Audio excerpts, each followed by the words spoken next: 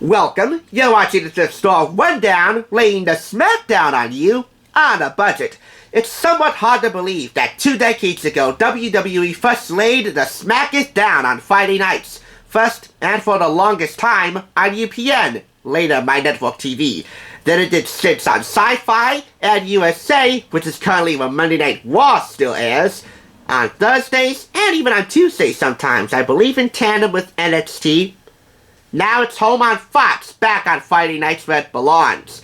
But I think you'll agree that no matter when and where it aired, WWE always laid it down at the end of every single week. Thus we bring you SmackDown 20 Years and Counting, with a foreword by The Undertaker. The monstrosity of weekend kickstarts. If this is sending any deja vu vibes, it should, because this is very similar, inside and out, to War, the first 25 years. It's their 25th anniversary retrospective, which, like this, is published by DK Publishing. And it, too, is an Amazon purchase. This was purchased through Amazon, which I consider to be a online second-hand shopping place, for $12.63. That's for the item itself, plus an additional $3.99 shipping and handling, and $1.10 tax, for a total of $17.72.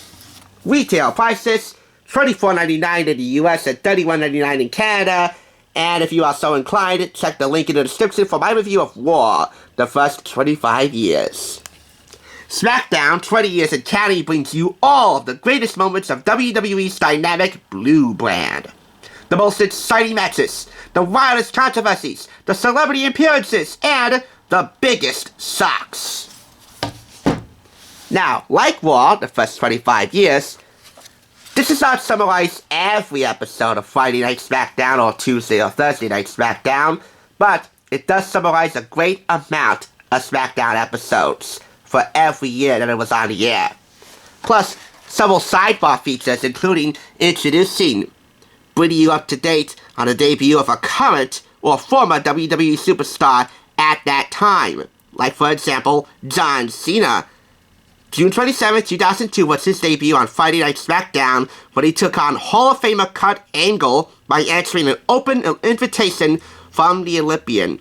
Young Cena may have lost, but he fought hard, much to the admiration of the locker room and wider WWE Universe. Cena would go on to be one of the greatest WWE superstars of all time, becoming a multiple-time WWE champion and competing in legendary WrestleMania main events. Not to mention headlining several major motion pictures, some from WWE Studios, some not. And more than 16 years after his debut, John Cena is still enthralling WWE fans to this day. Last week's homecoming on Friday Night SmackDown was certainly one for the books, thanks in no small part to Bray Wyatt's introduction, because as you know, Bray Wyatt at his Firefly Funhouse ruined every day. I long to see John Cena clobber Bray Wyatt, and then take a wrecking ball or bulldozer to his Firefly Funhouse, which I would consider to be a decked-out psychiatric institution that is made to look like one of those stereotypical, I don't know, kids show sets from the 90s or something. It's insanely creepy. I also want to bring you John Morrison and The Miz, because their dirt sheet was awesome. Just like The Miz. You hear that, Miz? Even though you're somewhat still hated, your dirt sheet was awesome! As you can tell, they were holding their tag team championships on November 16th when they won them against MVP and Matt Hardy. And guess what? They're still WWE Tag Team Champions. But tomorrow night, they'll defend their titles at the Elimination Chamber. So we'll see how long they'll be able to hold those titles up.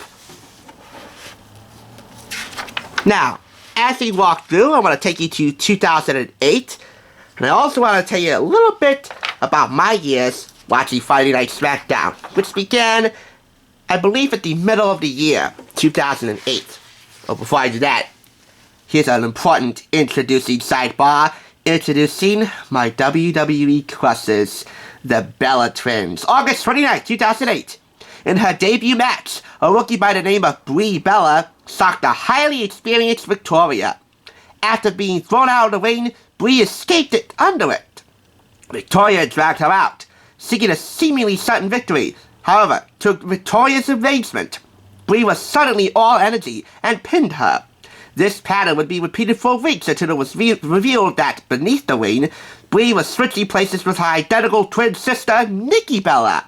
The Bella twins became a fixture in women's competition over the years, winning 3 championships between them. And stealing my heart along the way. The realization that I fell in love with the Bella twins came just a few months ago. There's another sidebar which you should check out called Elsewhere in WWE, highlighting pay-per-view events and episodes on Raw that happened while Friday Night SmackDown ran its course. What a baleful contest for the anatomies of both these two magnificent athletes, says commentator Jim Ross on December 5th, 2008. He was referring to the Big Show and The Undertaker in the Steel Cage grudge match. But I wouldn't blame him if he was referring to the Bella Twins in their debut tag team match on November 21st. Twin Magic, defeating Victoria and Natalya. Because 2 is certainly, most definitely, unequivocally in this case better than 1. By the way, a certain amount of kudos are in order for these 2. Whether you want to debate it or not, the Bella Twins are the newest inductees into the WWE Hall of Fame class of 2020. Of course, it was rightfully debated on Twitter and Instagram, but hey, nobody can debate the fact that they are exquisitely, extraordinarily athletic, and exceptionally hot. February 13th, 2009, John Miz and Morrison won the right during their tag team match to date the Bella Twins on Valentine's Day.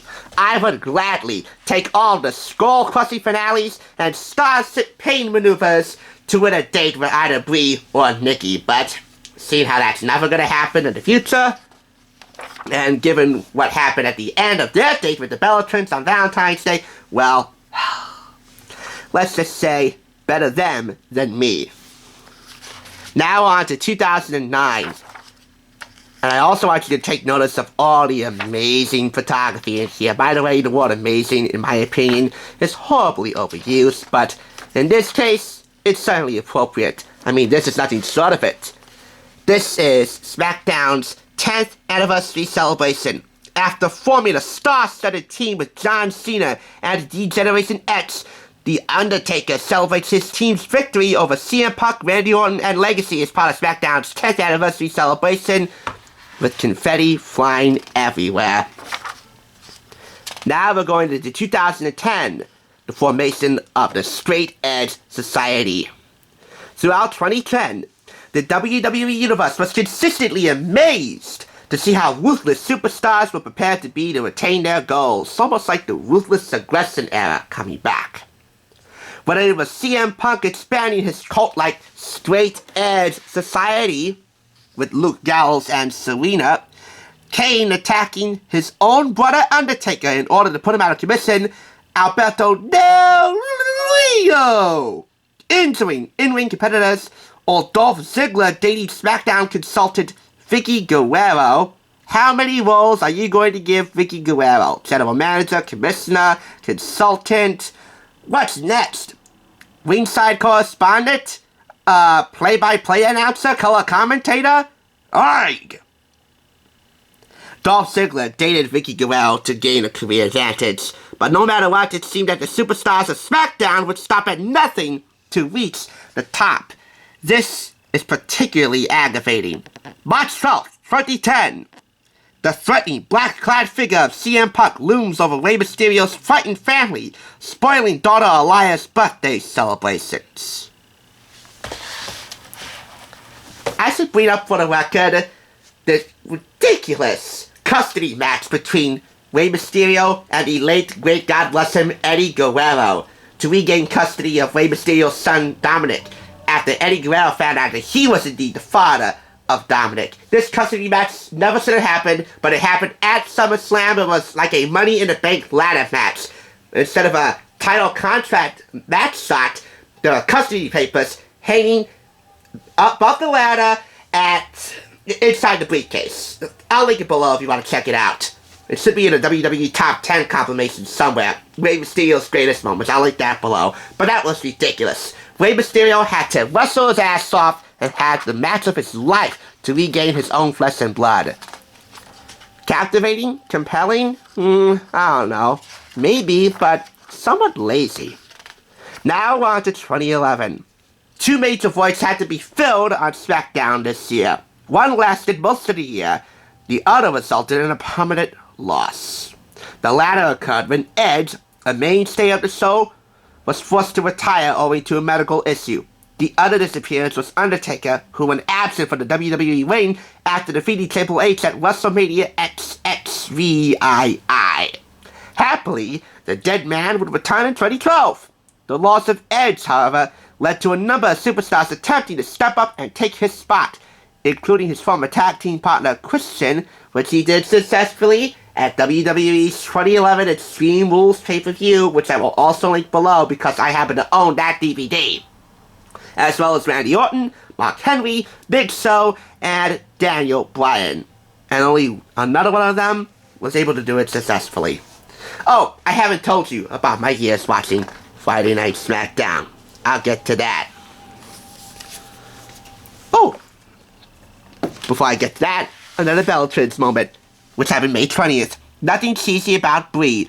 More than a month into a WWE Divas Championship reign, Brie Bella faced a stern challenge in the form of Natalya. Brie was challenged by impressive technical wrestling moves by Natalya, but Brie managed to counter with a submission maneuver. Natalya grabbed the momentum with an elevated suplex, but Brie finished Natalya off by ramming her into the turnbuckle, giving her an X-Factor facebuster, and pinning her. And check this moment out. August 19th, a 20-man battle royal, with Mark Henry dominating the center of the ring. Also remember when SmackDown's ring imploded following a sudden contest between 2 of the world's strongest and heaviest athletes? That is forever ingrained in the memories of the WWE Universe forever.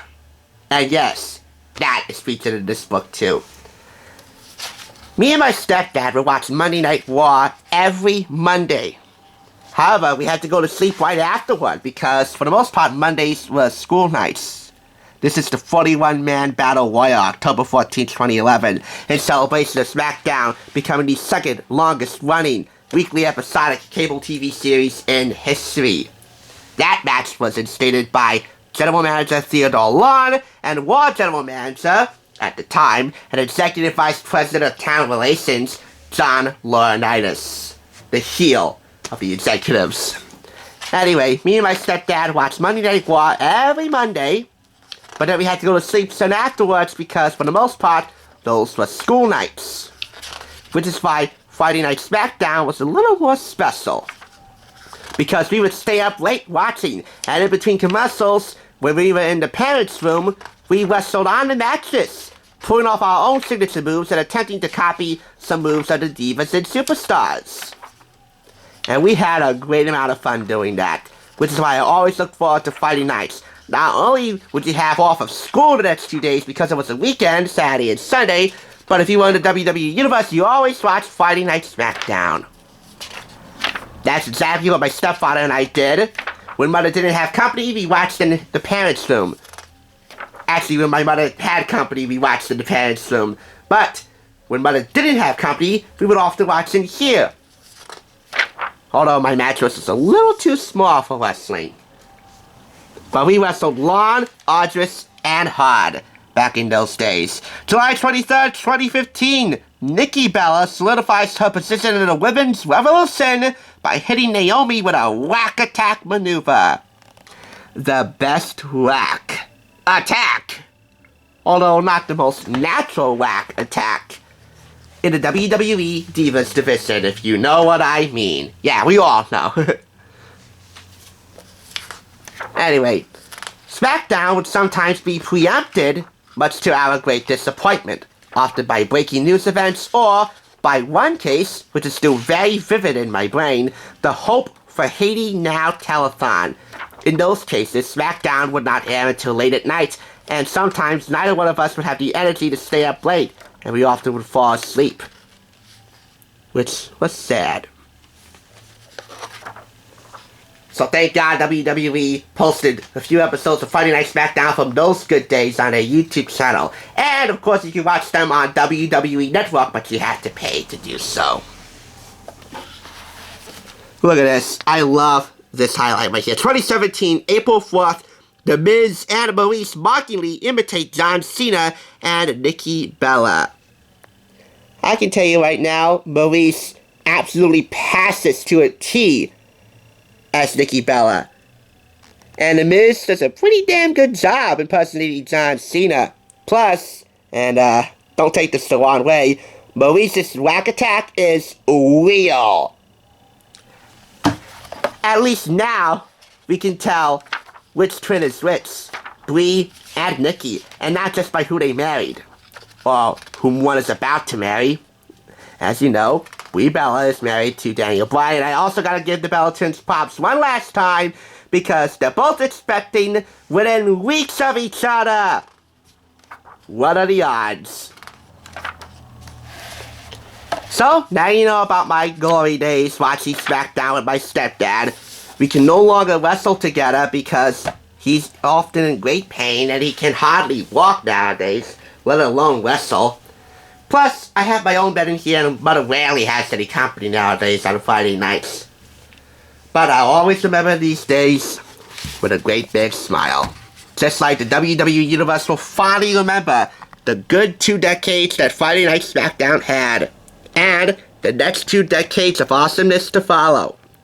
For 20 years, SmackDown has been the preeminent show in sports entertainment. In the fall of 2019, SmackDown will return to its network television roots, leaving cable network USA for mainstream broadcast network Fox. The show will continue to air live every week on Friday nights, showcasing stunning sports entertainment action and a roster of the greatest superstars in the world. The best is yet to come. Stay tuned. No matter if I'm watching linear or watching digital, I will be staying tuned. This book lays the smackdown of nostalgia and amazingness that has to be read to be believed. It's fantastic. It's 5 out of 5. The one common opponent that SmackDown faced every single Friday was the dreaded Friday Night Death Slot. Whenever new episodes of a certain TV show aired on Friday nights, it was always destined for cancellation because of low ratings. But SmackDown always laid the pinfall on the Friday Night Death Slot. 1, 2, 3! And it continues to do so. Thanks for watching, and as always, I'll catch you not in the ring, but on the Thrift side. And SmackDown, may you continue to lay the smack it down, just like The Rock says, if you smell what The Rock is cooking for the next glorious 20 years ahead.